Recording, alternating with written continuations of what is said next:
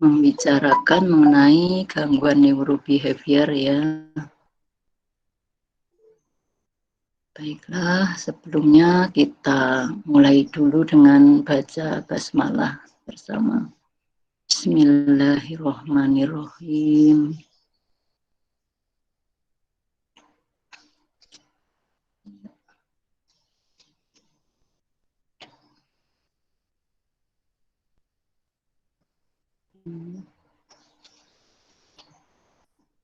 Bisa dilanjutkan slide-nya. Jadi ya untuk refreshing ya, ini fungsi luhur ya. Fungsi luhur ini merupakan sifat manusia ini yang di mana otak manusia itu berbeda dengan binatang ya, dengan adanya fungsi luhur, di mana ada korteks asosiasinya ini yang menduduki antara berbagai korteks persepsi primer. Untuk ini ada 5 komponen fungsi kortikal luhur, yaitu ada kemampuan berbahasa, kemampuan daya ingat, kemampuan visospasial, emosi atau kepribadian, kemudian adanya kemampuan kognisi. Ya. Di mana di situ kita ada yang membedakan dengan dibagi spesialisasi hemisfer dalam perkembangan otak secara filogenik dan ontogenik. Ini terjadi organisasi otak secara longitudinal dan lateral ya, di mana organisasi longitudinal itu terdiri atau menimbulkan sindrom lobus ya, di mana ada lobus frontal, lobus parietal, lobus occipital, lobus temporal ya. Kemudian untuk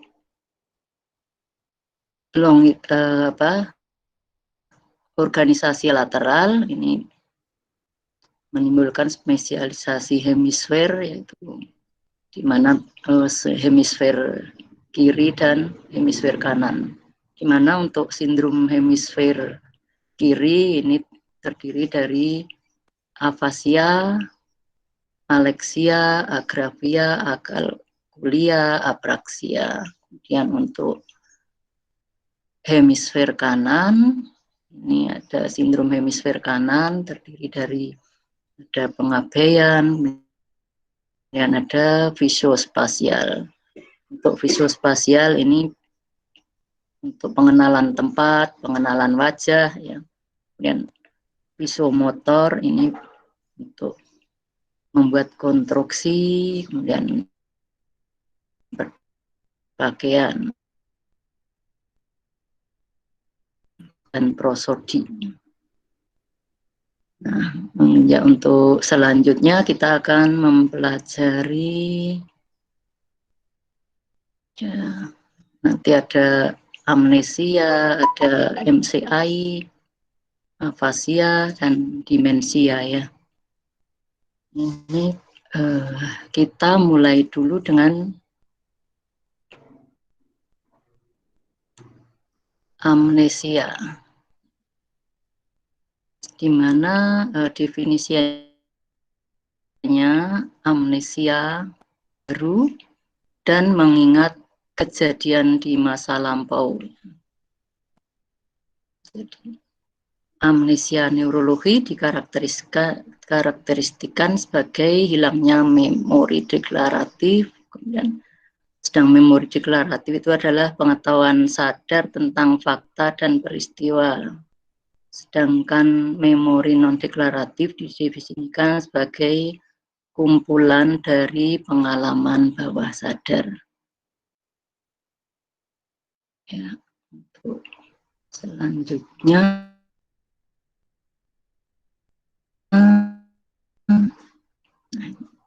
amnesia neurologis ini terjadi ketika terjadi kerusakan atau penyakit pada otak yang merusak lobus temporal medial dan diencephalon medial. Amnesia neurologi ini menyebabkan kesulitan berat dalam mempelajari hal baru yang terkait fakta dan peristiwa baru setelah kejadian. Kalau pada amnesia pasca trauma adalah setelah kejadian trauma kapitis ya. Ini disebut amnesia anterograd. Jadi pasien tidak ingat akan peristiwa baru setelah kejadian trauma. Jadi setelah kejadian trauma sampai sadarnya itu dia tidak ingat ya. Kemudian pasien dengan amnesia neurologis juga dispesifikasikan dengan kesulitan dalam mengingat fakta dan peristiwa sebelum amnesia atau amnesia retrograd. Jadi misalnya pasien itu saat berkendaraan kemudian terjadi kecelakaan, dia tidak ingat saat sebelum terjadi kecelakaan tersebut. Jadi misalnya dari mulai keluar dari rumah terus sampai terjadi kecelakaan dia tidak ingat. Dan ada amnesia fungsional, ini lebih jarang terjadi dibanding amnesia neurologis dan dapat muncul karena trauma emosional ya, yang muncul dengan pola yang berbeda dengan amnesia anterograd dan amnesia retrograd. Amnesia fungsional ini didapatkan amnesia retrograd dengan sedikit atau tidak ada amnesia anterograd. Pada banyak kasus pasien sembuh dengan sempurna. Dan amnesia fungsional adalah penyakit psikiatri ya, dengan tidak ada kerusakan bagian otak yang mendasari penyakit ini. Sedang pada amnesia pasca trauma, tadi ada amnesia anterograd maupun retrograd itu didasari adanya kerusakan pada otak. Ya, untuk selanjutnya. Amnesia pasca trauma ini didefinisikan pertama kali oleh Russell dan Smith sebagai periode setelah trauma kapitis di mana informasi tentang kejadian yang berlangsung ini tidak tersimpan. Russell dan Smith kemudian memperluas konsep post-trauma amnesia, ya, amnesia pasca trauma memfokuskan pada gangguan penyimpanan informasi kejadian yang berlangsung. Dalam istilah neuropsikologi kognitif, ini PTA disebut PTA itu post-trauma amnesia ya, adalah gangguan pada memori episode yang digambarkan sebagai ketidakmampuan pasien untuk menyimpan informasi kejadian yang terjadi dalam konteks temporospasial. Akan tetapi ini penyembuhan dini setelah gangguan kesadaran ini dikarakteristikkan oleh gangguan atensi dan perubahan behavioral yang bervariasi ya, dari mulai ada letargi sampai agitasi. Ya, selanjutnya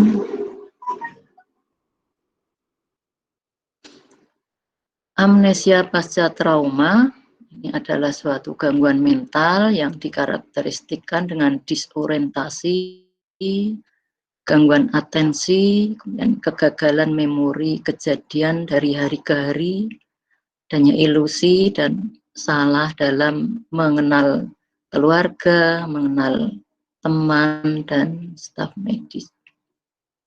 Jadi pasien mungkin tidak tahu siapa keluarganya, ya tidak ingat. Patomekanisme dasar patologi PTA ini masih belum diketahui dengan jelas ya. Meskipun korelasinya terhadap MRI terlihat mengindikasikan suatu yang berasal dari hemisfer dibandingkan di encephalon.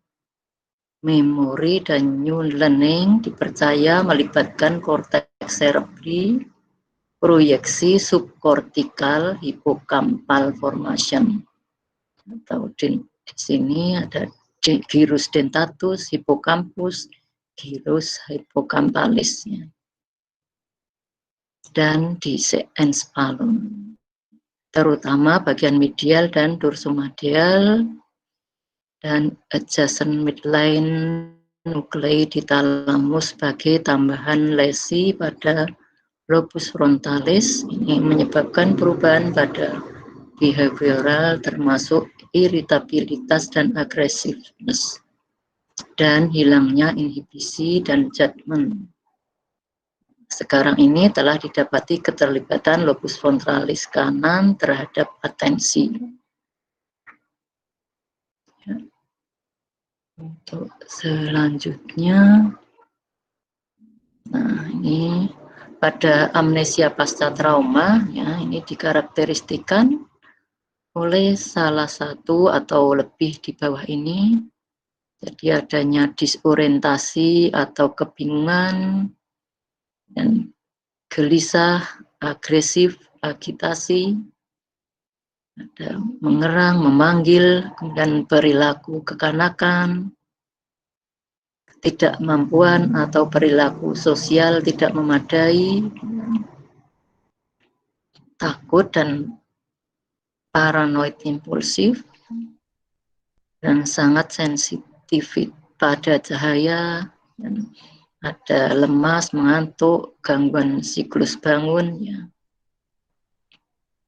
Dan penurunan perhatian dan konsentrasi, bisa sampai halusinasi, konfabulasi, kemudian ada pengulangan gerakan dan pikiran, fiksasi pada satu topik. Jadi,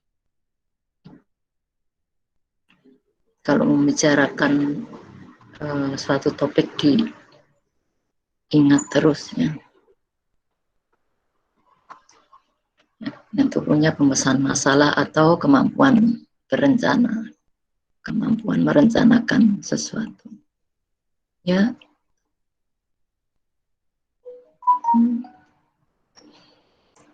Kemudian pada trauma, ya, pada trauma kepala ini berat ringannya gegar otak tergantung pada lama amnesia pada trauma kepala. Ya. Ini dibagi menjadi sangat ringan, ini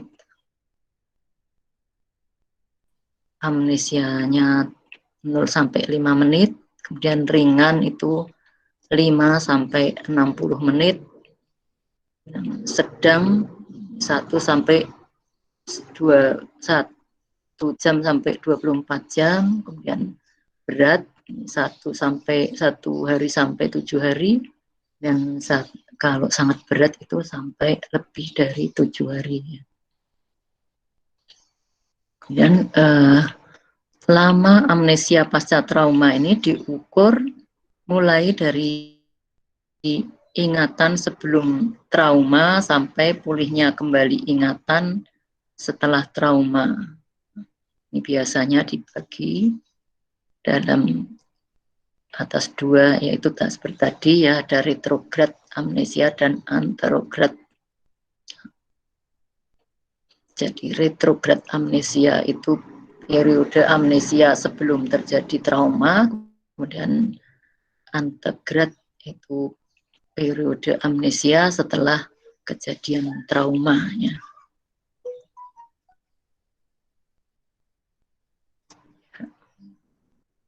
Untuk pemeriksaan penunjangnya ini tes orientasi dan amnesia Gallstone, dan ada neurobehavior relating skill.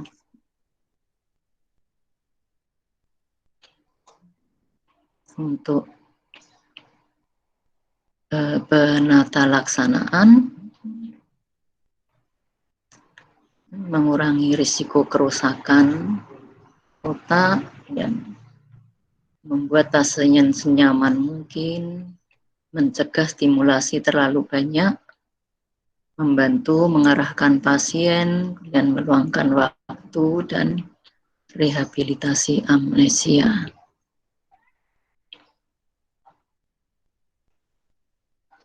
Untuk prognosisnya pada amnesia ini,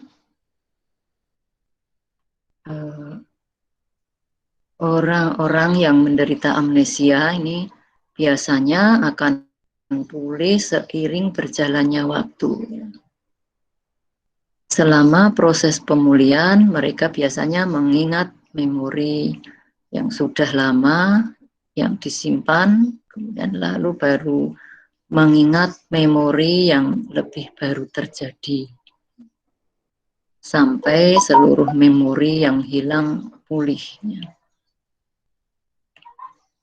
Untuk mempercepat pemulihan amnesia ini biasanya diberikan terapi atau obat-obatan yang meningkatkan fungsi otak. Ya.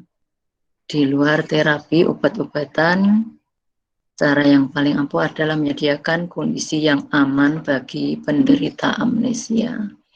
Jadi ini peran dari lingkungan sangat berpengaruh, ya. Tentunya pada amnesia tadi, karena di situ amnesia karena trauma, ya, penata laksanaan mengenai trauma kapitis.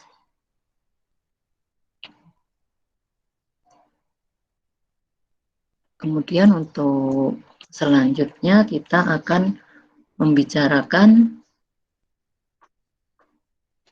masalah afasia, ya.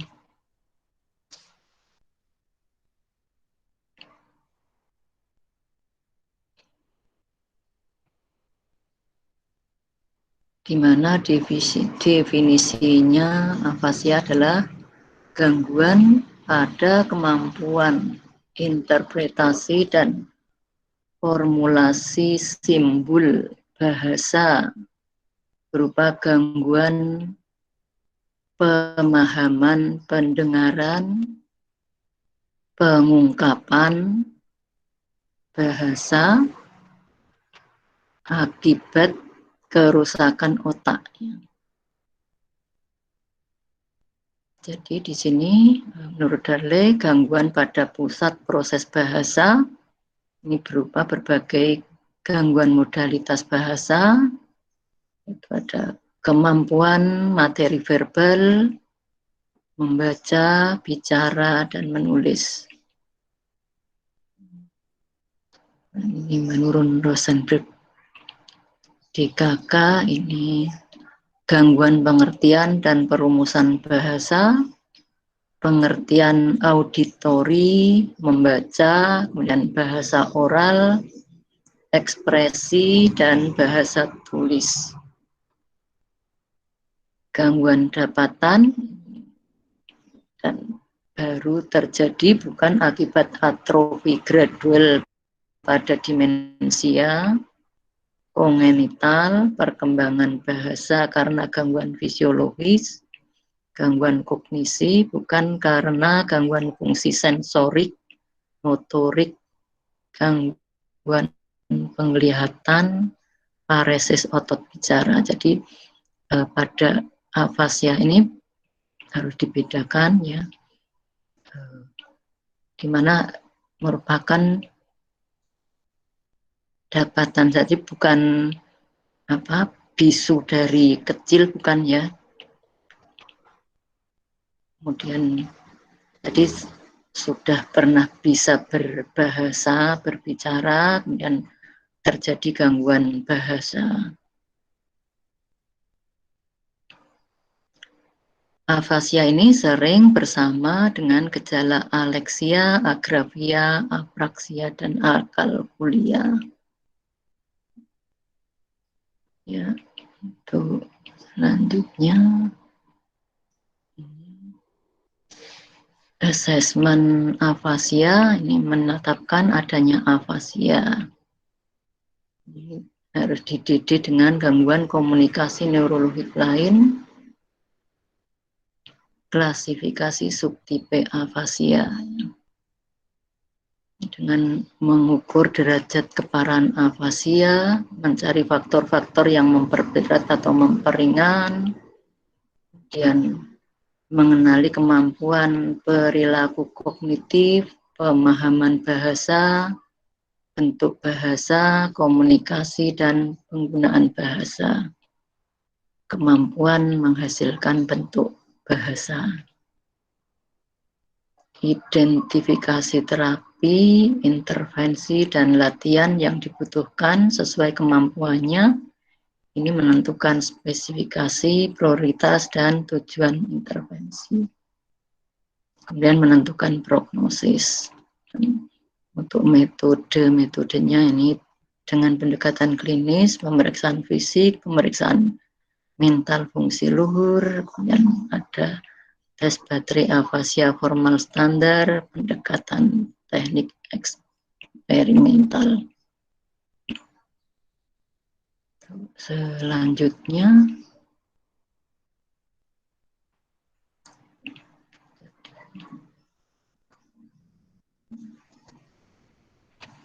ini mekanisme berbahasa. Terdapat impuls dalam sirkuit jaringan saraf simultan dan umpan balik, dan terjadi interkoneksi dengan proses fungsi luhur yang lain, memori, emosi, dan atensi.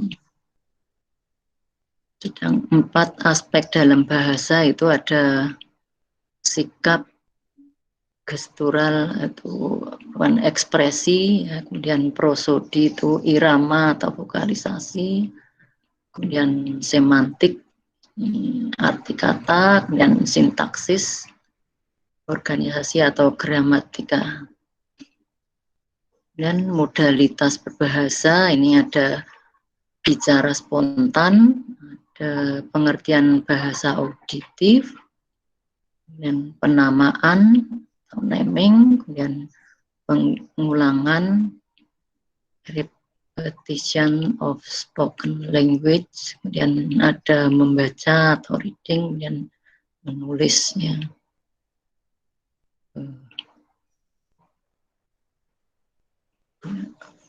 Jadi, nah untuk dengan menganalisa modalitas tersebut dapat ditetapkan jenis afasia. Jadi nanti afasia itu ada bermacam-macam jenisnya, ada sindrom afasia Broca, sindrom afasia Wernicke, dan sindrom afasia global, sindrom afasia konduksi, dan sindrom afasia anomik.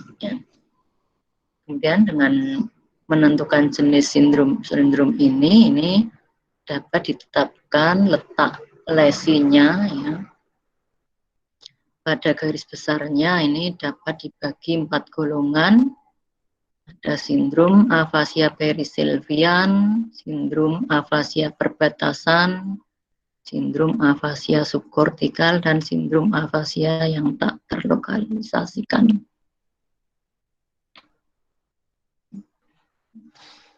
Ada sindrom afasia perisilvian, ini terdiri dari sindrom afasia Broca, Wernicke, dan konduksi yang letak lesinya di sekitar visual silvian di hemisfer dominan kiri. Ini di sini mendapat pasokan darah dari arteri cerebri media. Ya.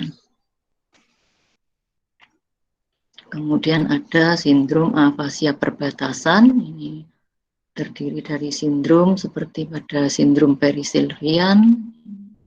Perbedaannya ini terletak pada kemampuan pengulangan yang baik. Area ini terletak pada perbatasan vaskuler yang dipasok darah oleh arteri cerebri media dan arteri cerebri anterior atau posterior. Sindrom ini terdiri dari afasia motorik transkortikal dan afasia sensorik transkortikal. Jadi pada afasia motorik ini dari pasien masih bisa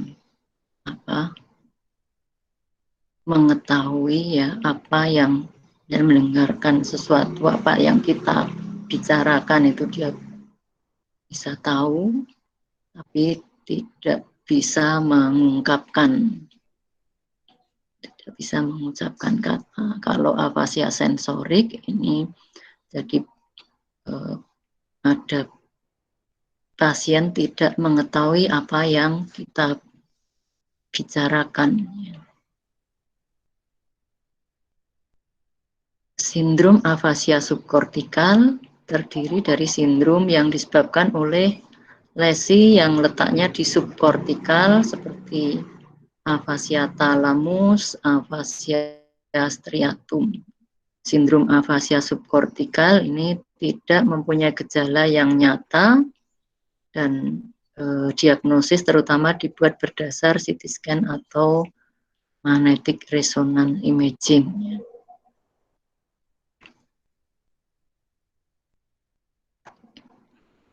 Selanjutnya, kemudian ada sindrom afasia yang tak terlokalisasikan. Ini mencakup sindrom afasia global dan anomik. Nah, kedua sindrom ini tidak menunjukkan lokalisasi tertentu.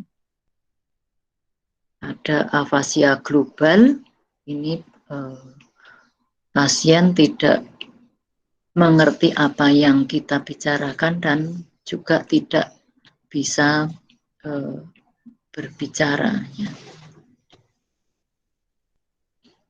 Dan sindrom afasia Broca disebabkan oleh lesi di bagian posterior daerah gyrus ketiga frontal dari hemisfer dominan kiri. Gejala utamanya adalah berbicara spontan tidak lancar, non-fluent, terbata-bata, tata bahasanya kurang sempurna, dan pada keadaan yang berat ini bisa terjadi mutisme. Jadi seperti mutisme ya. Kemampuan modalitas bahasanya jelek. Biasanya sindrom ini disertai dengan hemiparesis kanan ya. Jadi dengan adanya hemiparesis kanan dan ada afasia.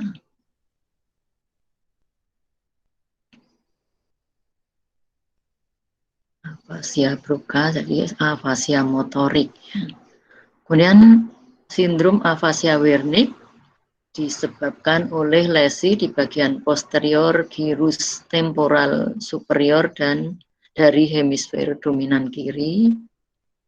Gejala utamanya berupa bicara spontan lancar, fluent, seringkali berlebihan atau logore, dan kalau dari bagian speech therapy itu dinamakan banjir kata-kata dan tidak dapat dimengerti. Jadi banyak kata-katanya tapi tidak bisa dimengerti artinya. Pada keadaan yang berat, afasia ini disebut sebagai afasia jargon. Pengertian bahasanya jelek, kemampuan modalitas bahasa lainnya juga jelek. Seringkali sindrom afasia Wernicke tidak disertai hemiparesis, sehingga tidak jarang terluput dari diagnosis afasia. Bahkan seringkali dianggap sebagai kasus psikiatrik.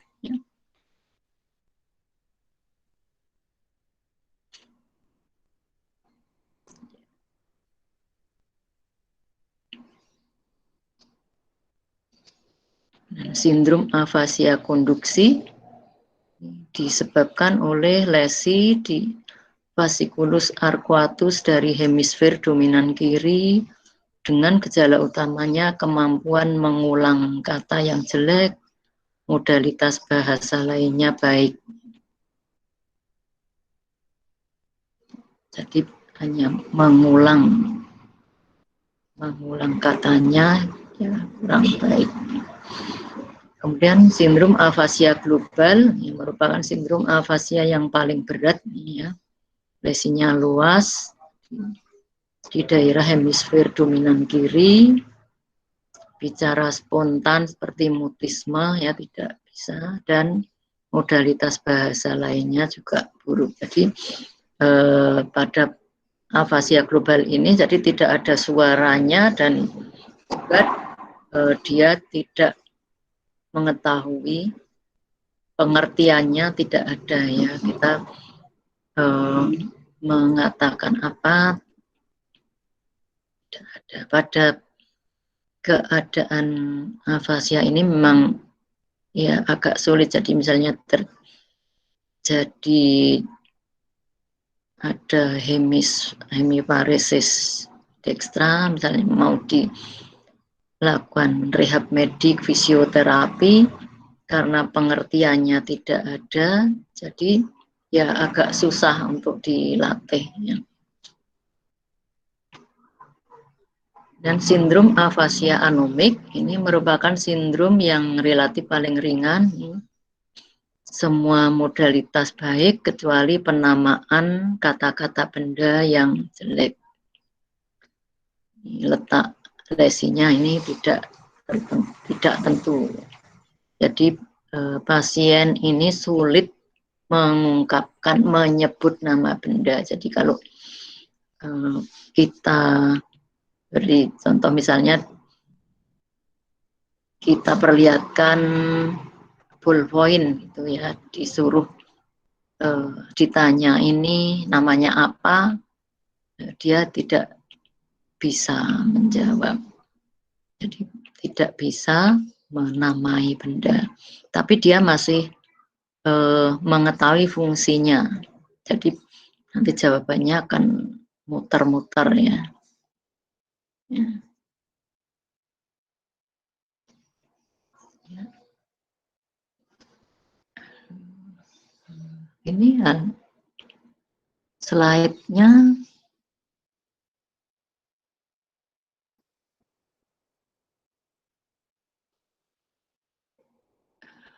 Ini slide-nya nggak muncul lagi ya, Mbak Yasinta.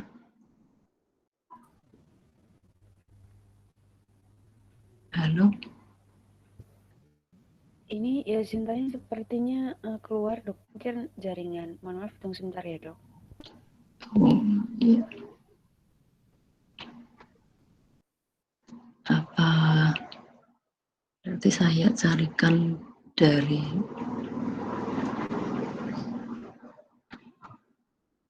saya tampilkan dari tempat saya aja ya.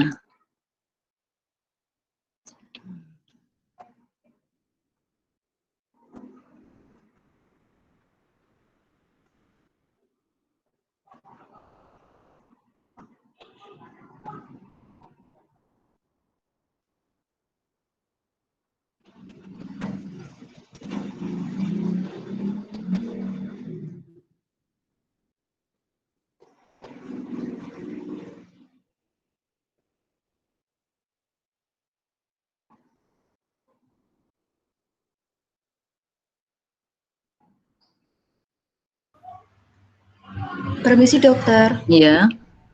Halo. Maaf tadi, iya tadi koneksi saya terputus dok. Ini terus. Ya.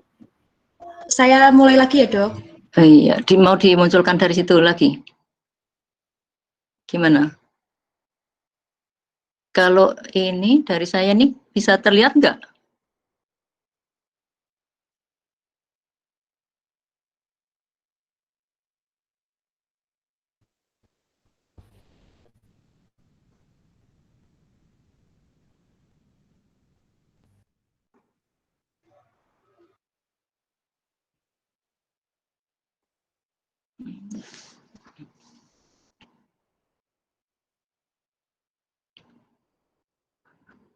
Nah, untuk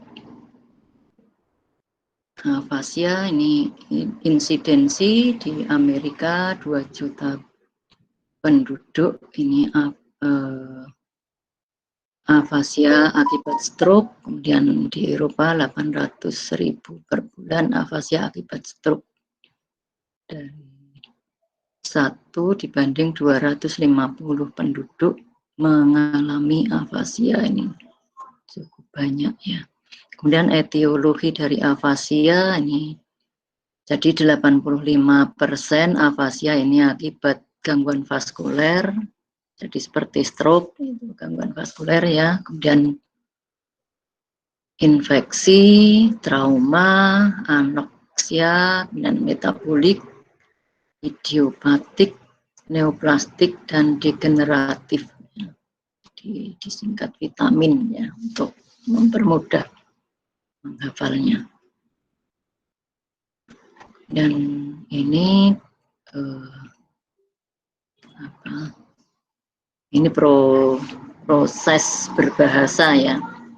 Proses berbahasa tadi sudah dari impuls auditori, impuls visual, ini ke area wernik suara dan visual, kemudian ada simbol bahasa visual, kemudian masuk ke pusat pengertian bahasa, integrasi bahasa auditori visual, masuk ke pusat pengenalian kata di wernik, kemudian masuk ke area Broca, pusat produksi kata.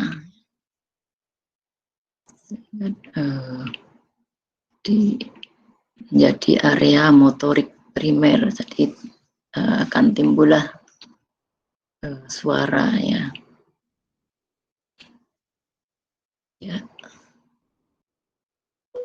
Prognosis untuk afasia bisa ditentukan dari bermacam-macam ya, dari etiologinya, kemudian onsetnya, kemudian luas lesi, luas letak lesi, kemudian dari tipe afasianya tadi, dan tingkat keparahan dari afasia, dan dari internal pasien, kemudian dari umur, lateralisasi, pendidikan sosial, kepribadian, dan juga peran dari terapi wicara. Ini akan semuanya akan menentukan prognosis dari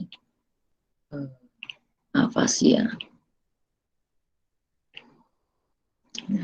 Aspek rehabilitasi medik pada afasia ini ada problem-problem ya, problem internalnya, premorbidnya, fisik keadaan umumnya, kemudian ada defisit neurologisnya. Jadi gejala sisa, jadi misalnya ada hemiplegi dan hemiplegi dekstra dan afasia. Dan dari faktor sosialnya, pendidikan, pekerjaan, ekonomi, keluarga, jadi support dari keluarga ya sangat berpengaruh ya. Dan metode ini meningkatkan kapasitas fungsional sehingga terjadi komunikasi yang optimal. Ini bisa dengan komunikasi alternatif ya, jadi misalnya dengan kalau afasia afasia motorik ya, bisa nanti komunikasinya diganti dengan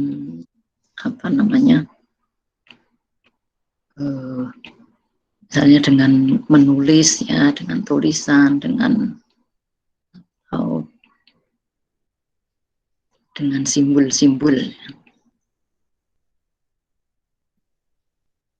Tujuan rehabilitasi medik ya itu, dan tujuannya adalah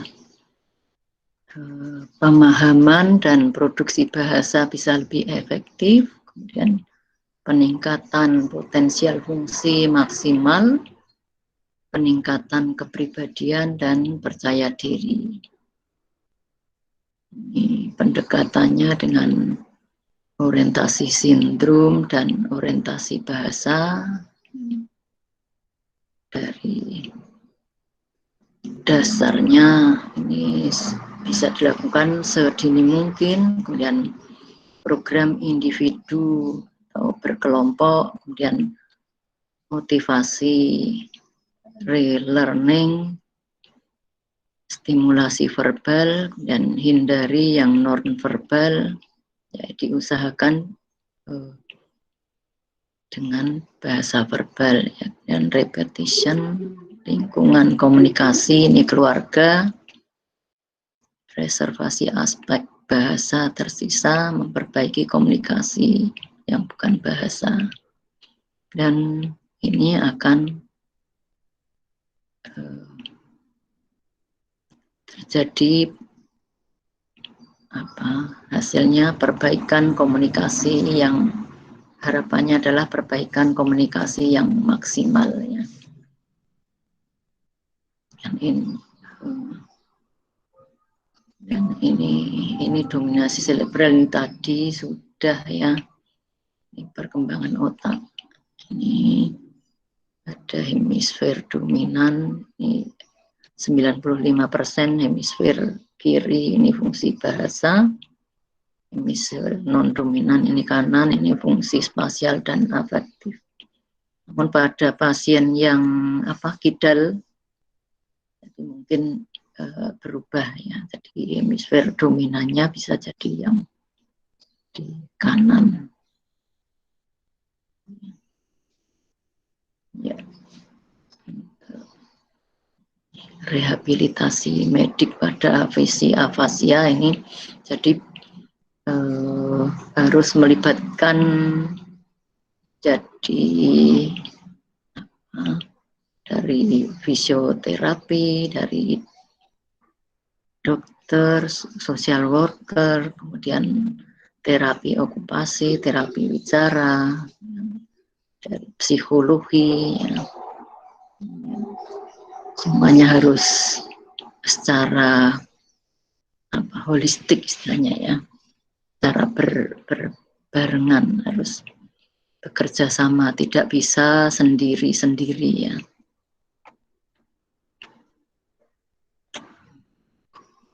Nah, itu tadi untuk afasia. Jadi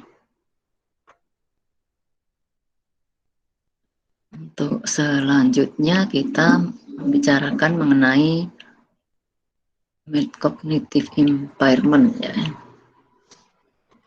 Ini di mana definisinya? Cognitive impairment ini merupakan stadium gangguan kognitif ini yang melebihi perubahan normal yang terkait dengan penambahan usia, akan tetapi aktivitas fungsional masih normal dan belum memenuhi kriteria demensia. Istilah MCI ini secara luas dapat didefinisikan sebagai stadium atau tahapan intermediate penurunan kognitif, terutama yang mengenai gangguan fungsi memori yang diduga merupakan prediktif demensia. Terutama ini MCI akan menjadi demensia Alzheimer. Fenomena MCI ini terutama dipergunakan sebagai peringatan bahwa penyandang MCI ini mempunyai risiko yang tinggi ini akan mengidap demensia Alzheimer dan merupakan fase transisi antara gangguan memori fisiologis dan patologis. terdapat beberapa subtype dari MCI. Ini salah satu klasifikasi yang umum, ini membedakan MCI menjadi bentuk amnestik dan non-amnestik. Bentuk amnestik di mana gangguan memori dominan sering menjadi prekursor penyakit Alzheimer. Berbagai jenis gangguan kognitif ini dapat terjadi dalam MCI bentuk yang non-amnestik, di mana fungsi luhur yang paling sering terganggu. Bentuk non-amnestik ini tersebut dapat dihubungkan dengan penyakit cerebrovaskuler atau mungkin menjadi prekursor dalam demensia frontotemporal.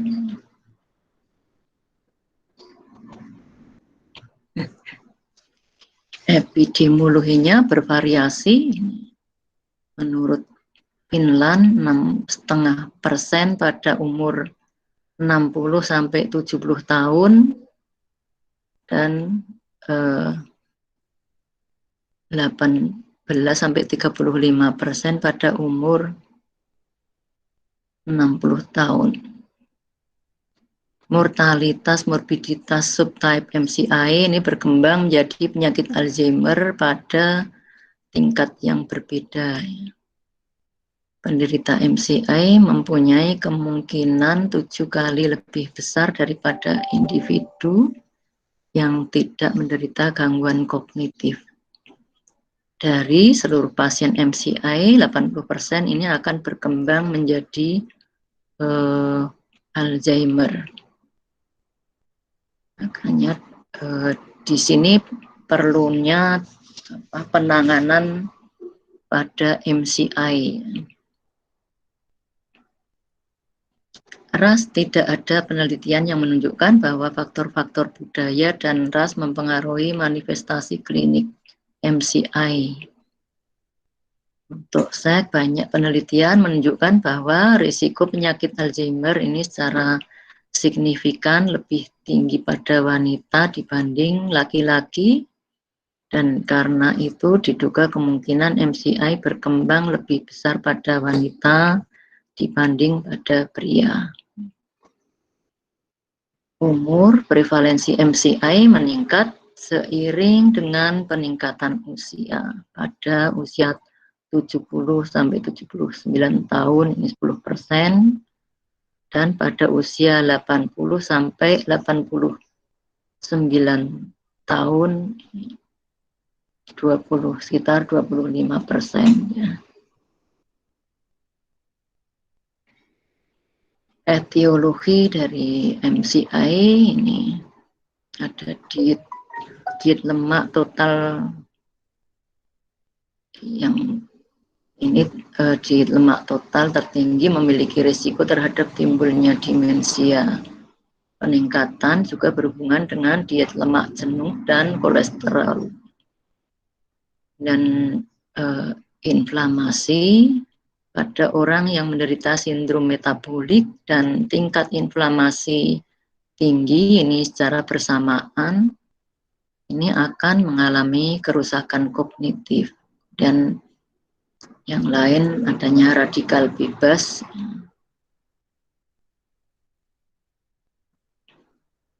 Dan penyakit vaskuler, aterosklerosis pada pembuluh darah otak ini dapat meningkatkan risiko stroke.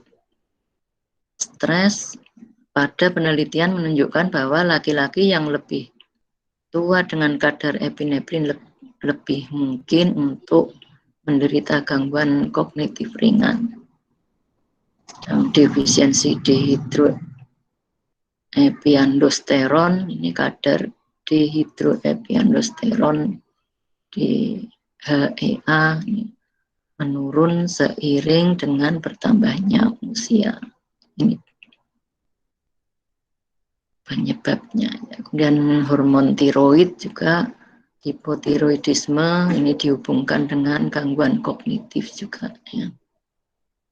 Untuk selanjutnya penata laksanaan Untuk jangka pendeknya ini mengurangi gejala atau minimal mencegah menjadi lebih buruk. Jadi pada MCI inilah istilahnya kita bisa mencegah untuk menjadi lebih buruk, ya. Mencegah menjadi demensia. Meningkatkan kemampuan pasien untuk mengembalikan ke kehidupan normal dan mengembalikan kemandirian diri. Tujuan jangka panjang ini jika memungkinkan mencegah demensia, paling tidak ini memperlambat onsetnya untuk menjadi demensia. Ya. Selanjutnya, ya. Tadi untuk penata laksanaan demensia MCI. Nah ini demensia, ini kelanjutan dari MCI atau VCI, VCI vascular cognitive impairment. Di pendahuluan ini usia harapan hidup ini sekarang makin ke depan ini makin meningkat, ya. Di mana usia harapan hidup sekarang antara 65 sampai 70 tahun, mungkin kedepannya lebih lagi, sehingga prevalensi 5% pada usia di atas 65 tahun. Kemudian ini prevalensia demensia kurang lebih 16% atau 25% di tahun 2025. Sudah dekat, ya, 2025.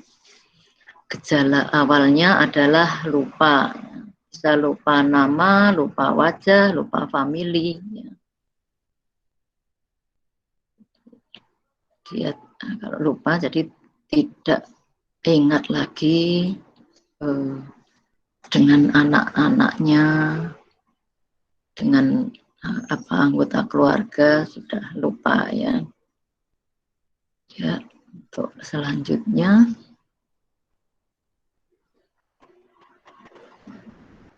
ini sama, ya, ulang, ya, dilanjutkan.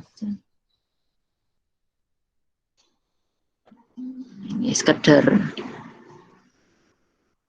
usia muda vs manula, ini usia muda, ini brain cerdas, tubuh kuat, cantik, tulang kokoh, ya, karier cemerlang. Kalau sudah manula ini akan ada 5B-nya berubah, ya, ini bingung, budek, beser, bongkok, buyutan, ya. Termasuk bingung, termasuk demensia, ya. Ini fungsi kognitif ini adalah analog komputer, di mana ada fungsi repetitif, fungsi memori dan belajar, fungsi berpikir, fungsi ekspresi.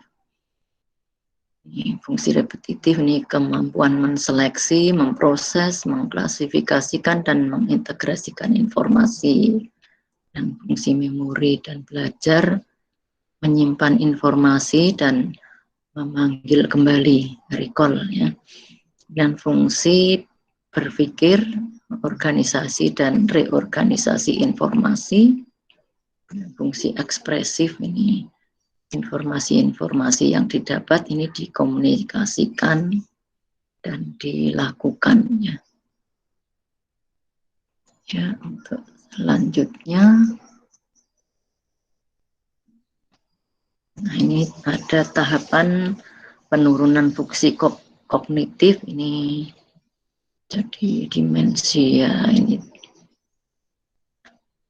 seperti gunung es, ini dari normal yang paling banyak normal, kemudian berubah ke forgetfulness, kemudian menjadi MCI, ini perbatasan, ya, tadi. Setelah MCI ini bisa menjadi demensia, ya.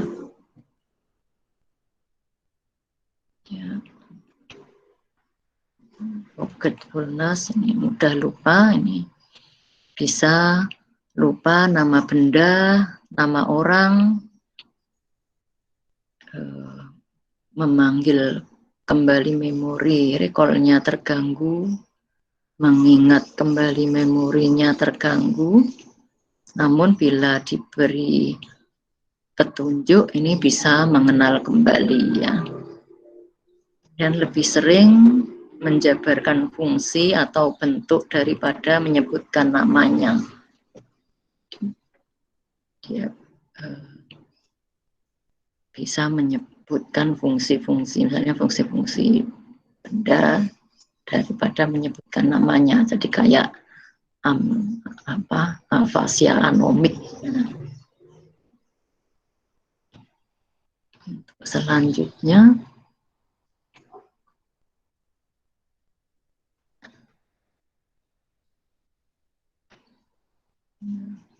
dari forgetfulness ini akan berubah menjadi MCI. Ini gangguan memori yang dikeluhkan oleh pasiennya sendiri, keluarganya maupun dokter yang memeriksanya. Jadi ini sudah ada keluhan ya, baik dari pasien, dari keluarganya ya. Namun aktivitas sehari-hari ini masih normal.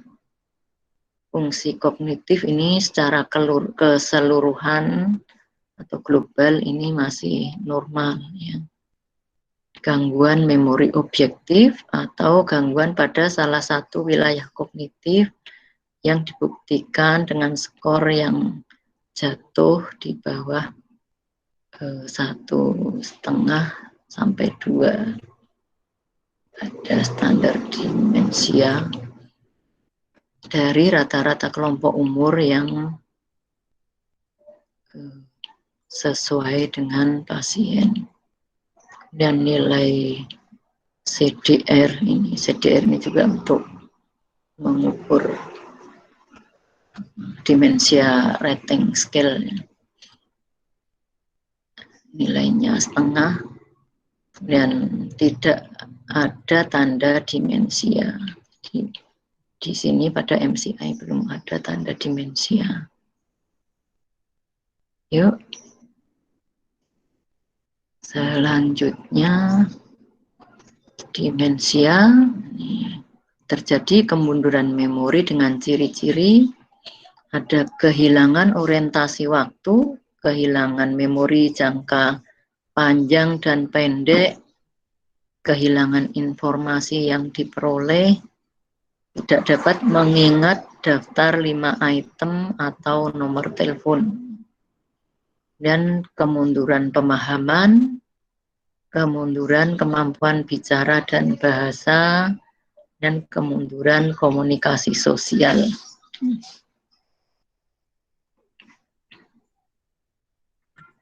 Jadi untuk patokan mengenal demensia ini ada menurunnya daya ingat, merosotnya interaksi sosial, jadi mengganggu interaksi sosial dan cenderung makin berat. Di tiga patokan untuk mengenal demensia ini. Daya ingatnya terganggu, interaksi sosialnya juga terganggu. Ya, kemunduran fungsional ini pada activity daily living. Jadi kemungkinan untuk berpakaian sendiri sudah tidak bisa ya. Kemunduran perilaku terjadi misalnya tidak acuh, depresi, gelisah, kemudian kemunduran kognisi ini bisa daerah memori, berbahasa, berhitung, kemunduran stadium demensia. Ini ada stadium 1, ini mudah lupa, ucapannya diulang-ulang, mudah tersesat. Jadi pasien, kalau kadang pasiennya itu masih gagah ya, tapi sudah lupa, tidak ingat, misalnya keluar rumah itu tidak ingat pulang kembali ke rumah, jadi mudah tersesat. Dan stadium 2 ini bingung terhadap waktu, tempat, sudah terjadi mengabaikan kebersihan tubuh, dan gelisah, agresif. Nah ini kadang mau jalan terus ya. Dan yang stadium 3 ini kehilangan kemampuan berpikir, bicaranya kacau, lupa keluarga. Pada fase ini tinggal berbaring di tempat tidur ya. Jadi, untuk diagnosis banding ini ada drug, depression, emotional disorder, metabolic dan endocrine disorder, eye and ear dysfunction, dan nutritional deficiency, ada tumor dan trauma, infection, atherosclerotic complication, alkohol, di demensia, diagnosis bandingnya demensia juga. Nah, untuk penyebab demensia ini paling banyak adalah penyakit Alzheimer. Ya. Kemudian yang kedua penyakit vaskuler seperti stroke, ya. Dan alkoholik, gangguan metabolik, ada intoksikasi, hidrosefalus, infeksi otak, cedera otak, perdarahan subdural dan sebagainya. Ya, untuk selanjutnya, nah, untuk demensia ini ada demensia Alzheimer dan demensia vaskuler. Ini yang sering ini ada overlap antara Alzheimer disease dan vascular demensia, dinamakan mixed demensia, di mana ini gejala-gejalanya kalau vascular demensia itu ada infark cerebri, ya, dan ada white matter pathology. Kemudian kalau demensia Alzheimer itu ada cerebral amyloid angiopathy, kemudian amyloid deposit, kemudian neurofibrillary tangles, ya, dan transmitter spesifik.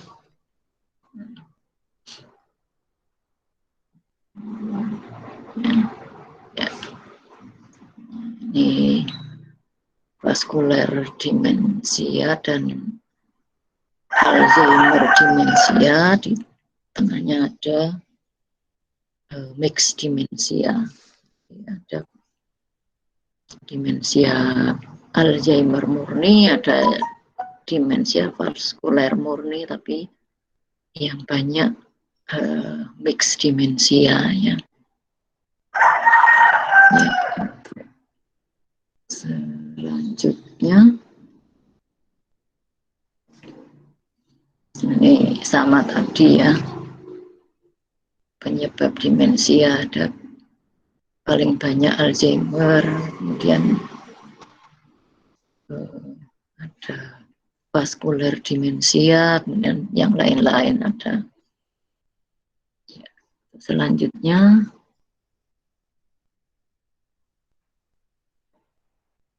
ini terjadinya ini ada patologi Alzheimer dan vaskuler cerebral demensia. Ini ada, kalau vaskuler ini dari brain infarct, dari infark. Dan kalau Alzheimer ini ada brain atrophy yang nyata, dan ada perubahan white matter, dan terjadi cognitive impairment dan terjadi demensia. Ini faktor-faktor juga yang mempengaruhi, ada umur, pendidikan, genetik. Ya. Ya, untuk selanjutnya, yuk Nah, ini penanganannya, ini penanganan mudah lupa dengan lupa ya. Lupa itu dengan latihan, ulangan, jadi mengulang-ulang ya. Latihan berlatih seperti mengisi TTS, mengulang-ulang. Jadi kalau mau mengingat sesuatu itu diulang-ulang, dan perhatian, jadi memusatkan perhatian, kemudian bisa dengan asosiasi, jadi diasosiasikan sesuatu yang bisa mudah ingat. Instrumen pemeriksaan kognitif itu ada MMSE, Mental State Examination, Global Deterioration Scale, dan demensia rating. Ini nilai-nilainya ini normalnya MMSE 27 sampai 30 itu masih normal, GDS 1 sampai 2, kemudian CDR 0, kemudian MCI ini 23 sampai 26, dan GDS-nya 3, dan CDR 0,5, dan demensia ringan nih segini ya. Ini untuk apa namanya, menilai ini dimensianya dari MCI ringan sampai berat. Kalau MMSE kurang dari 10 maka dimensianya beratnya ya. Untuk selanjutnya ini untuk kesimpulan dan saran, ini mudah lupa, ini jangan diremehkan, ini perlu evaluasi lebih lanjut, dan rangkaian kesatuan gangguan memori ini perlu dipertimbangkan, dan kepedulian terhadap keluhan mudah lupa pada warga usia lanjut ini, jadi jangan ya wis karena sudah tua maka ya itu lumrah, itu jangan, jadi harus diperhatikan. Penanggulangannya ini perlu dipertimbangkan ya, observasi lebih lanjut, karena kemungkinannya mudah lupanya itu bisa mudah lupa yang karena patologis ya. Tuh, ini mungkin masih ada, selanjut aja ya, lanjutnya.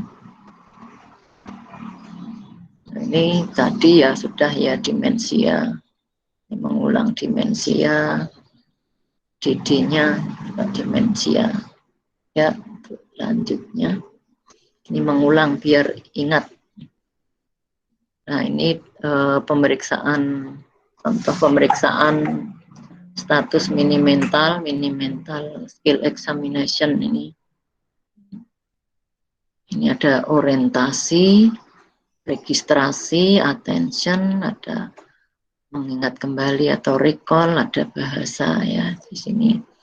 Jadi ini kalau orientasinya ini orientasi waktu dan orientasi tempatnya. Orientasi waktu tahun berapa, bulan apa, tanggal berapa, hari apa, kemudian orientasi tempat ini di mana, kota mana, ini di rumah atau rumah sakit, ke kamar berapa atau lantai berapa. Dan untuk registrasi lah ini kita menyebutkan 3 buah benda ya. Ini contohnya, ini kita nyebut apel, meja, koin. Nah, ini terus pasien disuruh mengulang ya. kalau bisa mengulang tiga-tiganya ini nilainya 3 ya.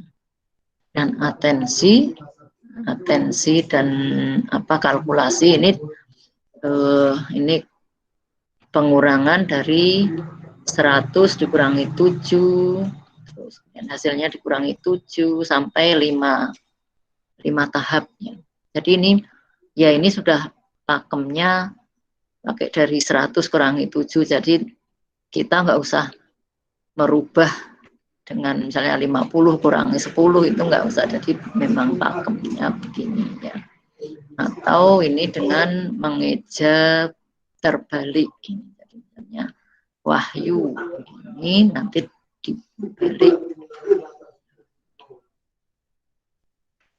dibalik bisa berapa ya. Nah ini ya, dan selanjutnya ini mengingat kembali tadi, recall itu suruh menyebutkan tadi yang 3 benda tadi ya. Dan selanjutnya ini tadi bisa dibaca. Kan ini penanganan kegiatan sehari-hari, ini ada berpakaian untuk aktivitas sehari-hari, disiapkan pakaian yang mudah dipakai dan mudah dibuka ya. Nah, jika selalu memakai pakaian yang sama, ini dibelikan beberapa jenis yang sama. Kemudian anjurkan mandiri, jadi diusahakan pasien bisa memakai pakaian sendiri ya.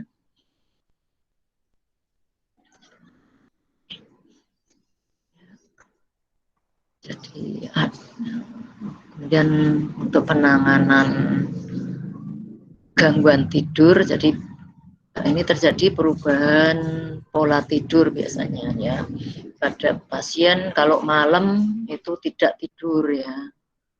Nah, ini kalau bisa direncanakan latihan di siang hari, adaptasi tidur siang, kemudian disiapkan makanan kecil dan susu untuk snack malam, lengkapi lampu malam yang kecil ya. Jadi harus disiapkan. Jadi pasien kalau itu memang kadang mengeluhkan malam tidak bisa tidur, jadi tapi siangnya tidur ya. Jadi ini siangnya dibatasi untuk tidurnya ya. Ya, untuk selanjutnya, nah ini pasien dengan demensia ini sering merasa curiga, sering curiga dan merasa kehilangan karena dia menaruh kunci, lupa naruhnya. Terus mempunyai, misalnya ibu-ibu mempunyai perhiasan atau merasa kehilangan dan nanti curiga dengan siapa, diambil siapa begitu. Jadi ini kecurigaan atau merasa kehilangannya ini tidak perlu dibantah ya. Siapkan gantinya barang yang penting, misalnya kunci, ini disiapkan pengganti yang menyerupai ya. Perhatikan tempat dia menyembunyikan barangnya. Nah ini kadang pada orang-orang tua dahulu itu menyembunyikan barang berharganya itu di tempat yang tersembunyi biar tidak bisa orang lain tidak tahu, tapi pada saat dia sendiri lupa jadinya merasa kehilangan ya.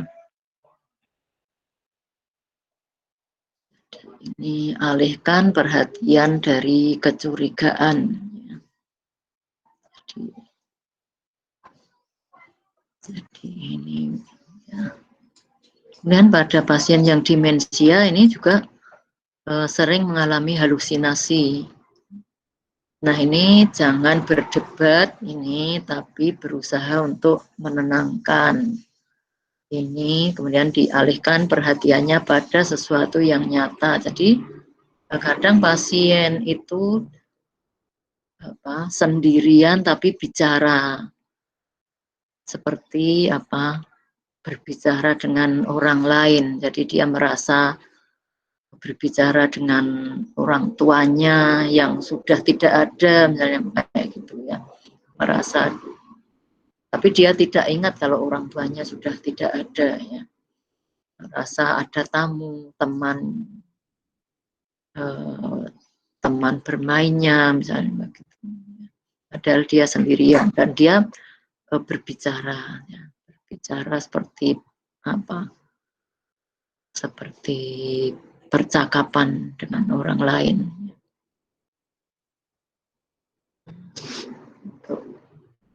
Selanjutnya,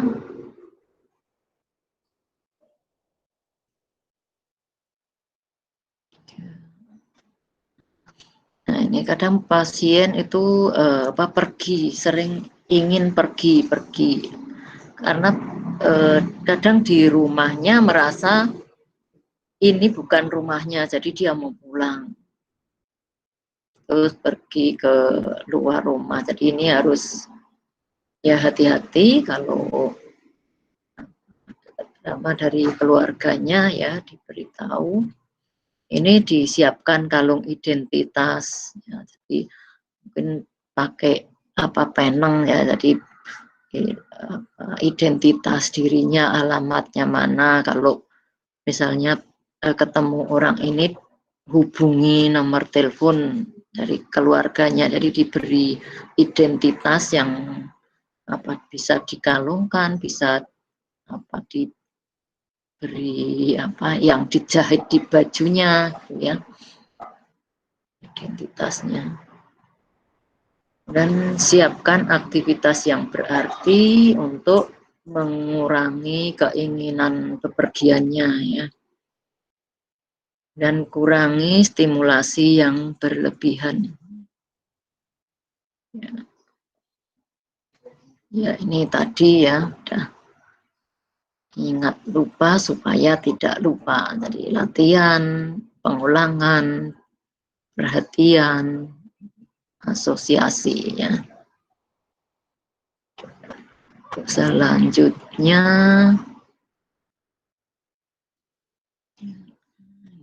untuk peningkatan daya ingat, ini bisa dengan pikiran rileks, olahraga teratur, istirahat cukup, nutrisi yang seimbang, kemudian banyak membaca, banyak latihan otak, banyak tertawa, tapi jangan tertawa sendiri ya, dan berpikirnya fokus ya, berpikir fokus.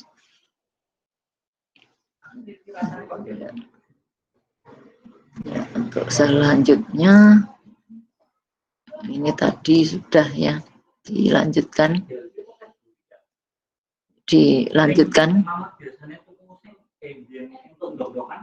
ini terus dilanjutkan selanjutnya. Yuk makan ini tadi ya udah. Nah ini tadi ada contoh dari ya demensia assessment, ini pemeriksaannya. Ada history neuropsychological assessment, ada pemeriksaan darah, ECG, ada X-ray dan sebagainya ya. Yuk selanjutnya ini ya, ini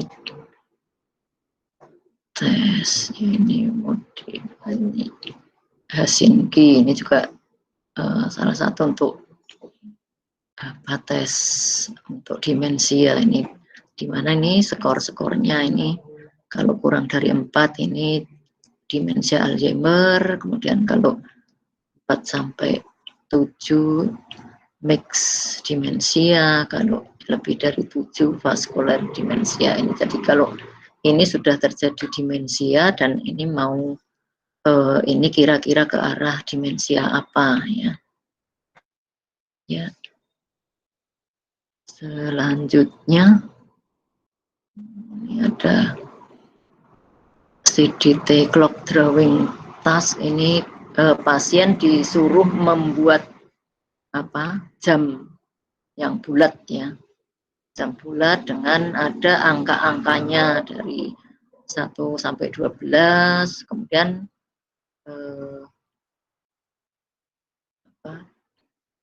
disuruh menunjuk ke jam 12 lebih 10 menit misalnya kayak gitu ya. Pasien akan menulisnya itu benar apa tidak ya. Ini contoh-contohnya yang nilainya ini masih benar ya. Kemudian ini ada ini dari hasil dari pasiennya ini dengan nilai-nilainya.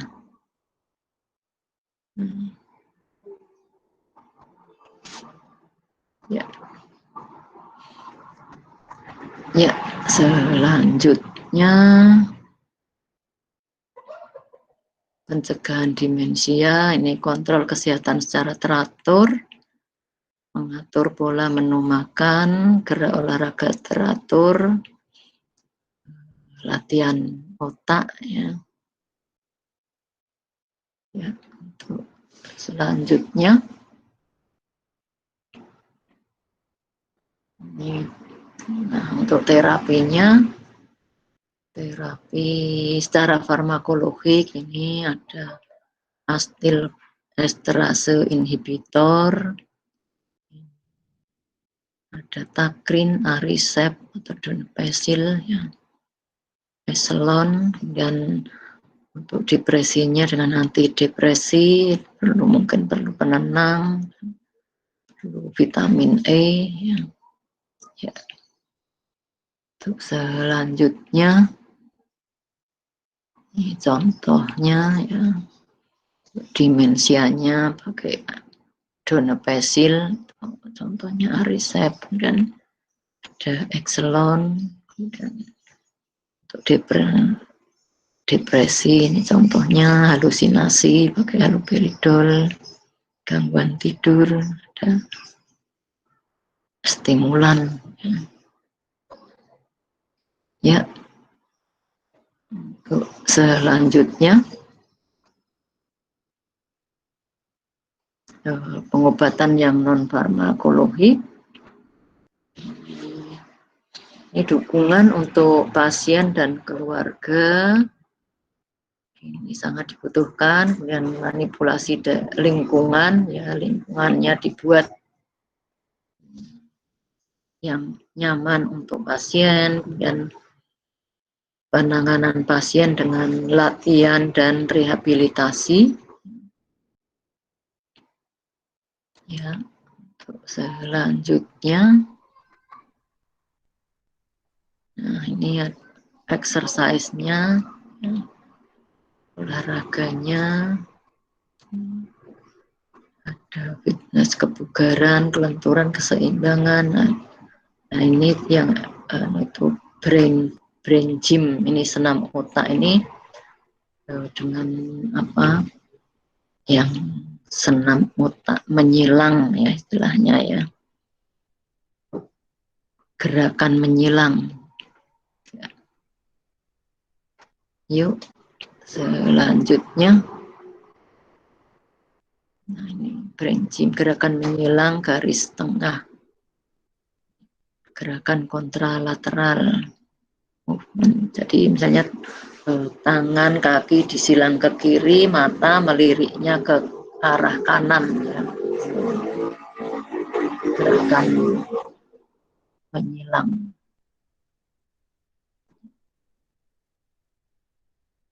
ya. Tuh masih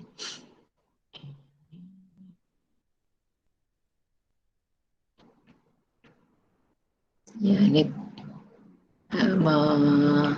mengulang ya, diagnosis demensia memerlukan 3 syarat tadi: gangguan fungsi intelektual setelah lahir dan didasarkan atas suatu penyakit organik di otak, kemudian terjadi kemunduran fungsi kognitif bersifat global, perubahan kognitif sampai pada tingkat mengganggu fungsi personal, sosial, dan pekerjaan. Ada 3 syarat tadi. Selanjutnya, nah ini untuk diagnosisnya itu dari anamnesis ini ada perubahan tingkah laku yang berangsur-angsur memburuk. Ini secara samar, perlahan-lahan namun konsisten, kemundurannya tampak dalam ukuran beberapa bulan sampai tahun, dan kemunduran terjadi bertahap. Ya. Setiap tahap ini terjadi mendadak dan semakin memburuk. Dan selanjutnya terjadi perubahan emosi dan hubungan sosial. Ya. Ini terjadi kecemasan, agitasi, dan perubahan kehangatan dalam keluarga, gairah kerja dan hobinya berubah, dan paranoid, ya paranoia dan konfabulasi, dan keluhan psikosomatik, dan ada perubahan gangguan seksual, kehidupan sosial, pertimbangan dan keputusannya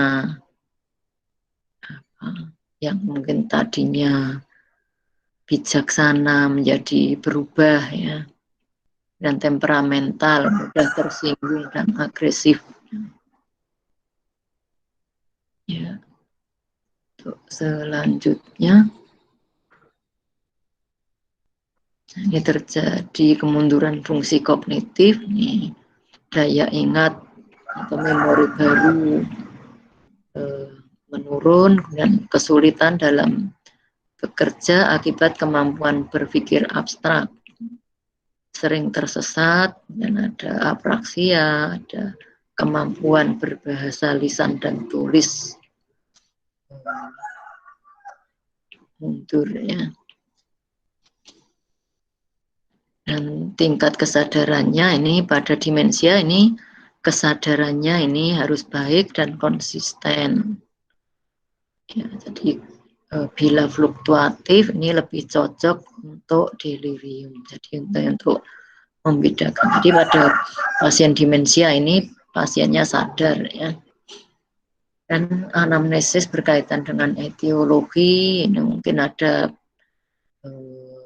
keluhan penyakit cerebrovaskuler, apa ada stroke, penyakit epilepsi, ada kelumpuhan sesisi, sakit kepala, gerak involunter, dan ada gangguan keseimbangan, riwayat operasi kelenjar tiroid, riwayat operasi lambung, ada riwayat trauma, penyakit, dan sebagainya, ya. Ya.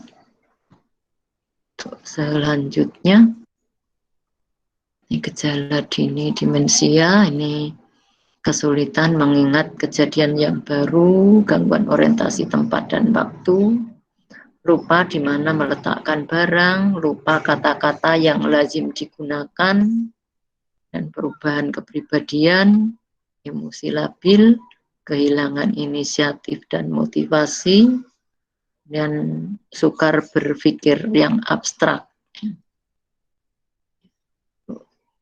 Selanjutnya, pemeriksaan fisiknya bisa kesadarannya tadi sadar, kemudian apakah ada kelainan saraf kranial, dan dari funduskopinya bagaimana, pupilnya ada strabismus tidak, dan ada tanda rangsang meningial tidak untuk mengetahui apa adanya infeksi misalnya meningitis. Dan dari saraf motoriknya, kekuatannya, gaya berjalannya, refleks fisiologis dan patologisnya ada tidak, ya. Kekuatan motorik ada hemiparesis atau tidak. Nah, dari saraf sensorik ada stereognosis, grafestesi, hemiparestesi, hemihipestesi,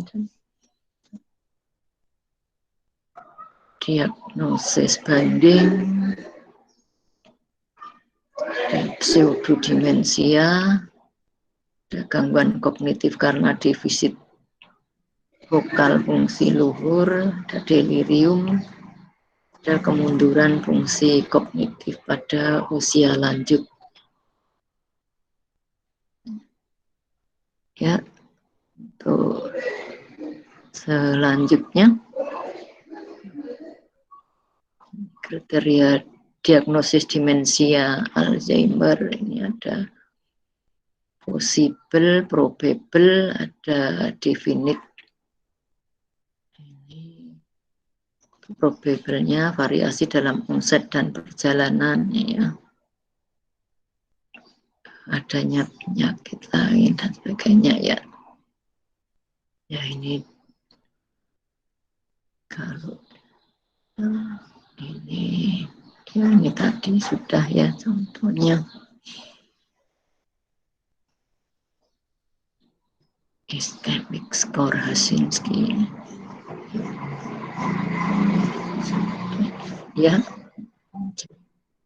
kira sudah. Untuk yang materi yang demensia bisa di aja ya, di share aja, apa mau ditampilkan?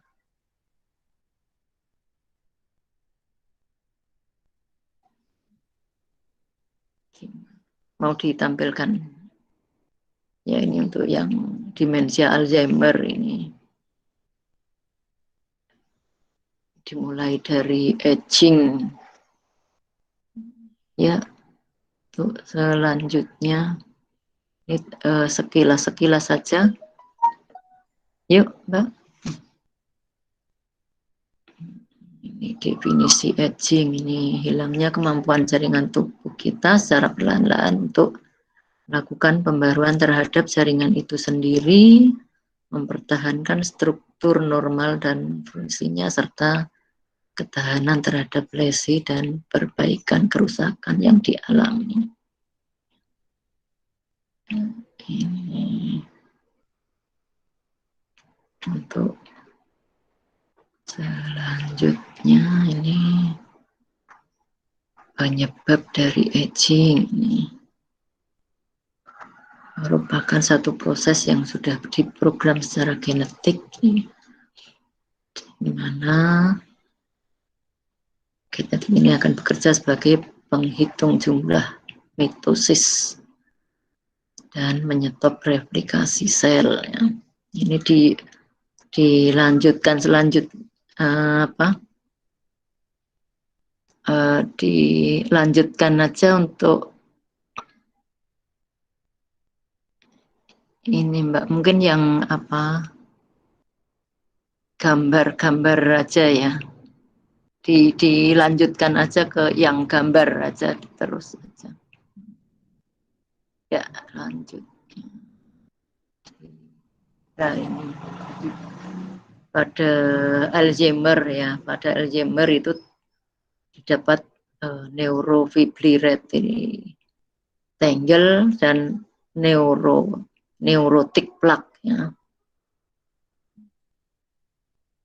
Khas dari Alzheimer. Jadi ini anunya tentu saja dilakukan PA ini mungkin di otopsi pada pasien yang sudah meninggal, kemudian dilakukan pemeriksaan PA pada pasien yang Alzheimer, itu didapatkan ini ada neuropathic plaque, ada neurofibrillatory tangle. Ya. Sudah, lanjut. Nah, ini khasnya pada Alzheimer itu ada atrofi otak ya. Di sini otaknya mengecil ya sehingga lekuk girus sulkusnya itu dalam-dalam, kemudian ventrikelnya juga lebar ya. Lanjutnya gambarnya ini ya, ini gambar plak pada Alzheimer ya, dilanjutkan aja mungkin. Ini amyloid beta pada Alzheimer plak ya. Ini khas-khas pada Alzheimer. Yuk selanjutnya, terus lanjut aja, dilanjutkan aja. Yuk lanjutkan yang gambaran ya ini tadi. Ya. Selanjutnya ini gambarannya. Yuk. Nah ini pada CT scan dan MRI ini pada orang normal, ini pada Alzheimer ya. Alzheimer otaknya mengecil ya, atrofi otak. Ya. Lanjutnya ya, ini juga gambaran MRI ya, lanjutkan saja. Ini di selanjutnya saja ya, gambaran tadi ada yang. Yuk selanjutnya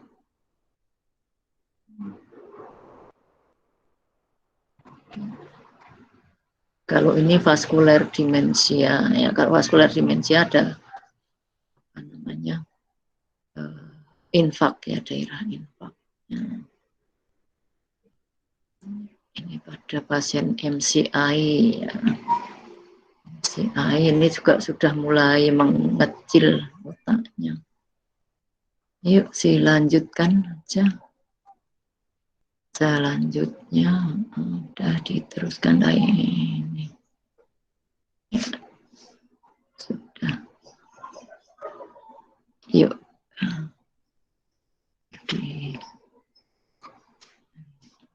kalau ini ada demensia Lewy body ada.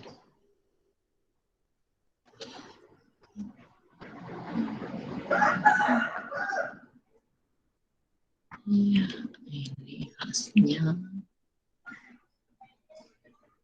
Ya, dilanjutkan mungkin ada, udah habis ya.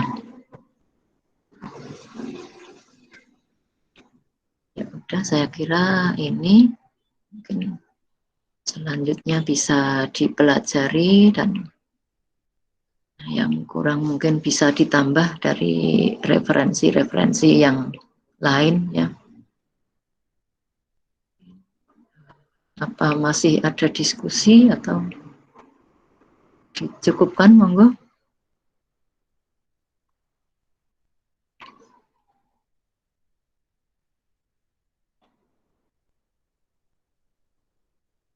Ada yang didiskusikan atau cukup?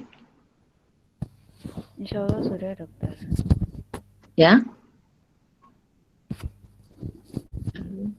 dicukupkan aja ya. Baik, dok. Selanjutnya dipelajari ya. Saya kira kita cukupkan sekian dengan baca hamdalah bersama. Alhamdulillahirabbil alamin. Wassalamualaikum warahmatullahi wabarakatuh. Waalaikumsalam warahmatullahi wabarakatuh. Terima kasih, dokter. Terima kasih, dokter. Iya, sama-sama. Terima kasih, dokter. Sama-sama. Ya. Keluar ya. Ya, dok.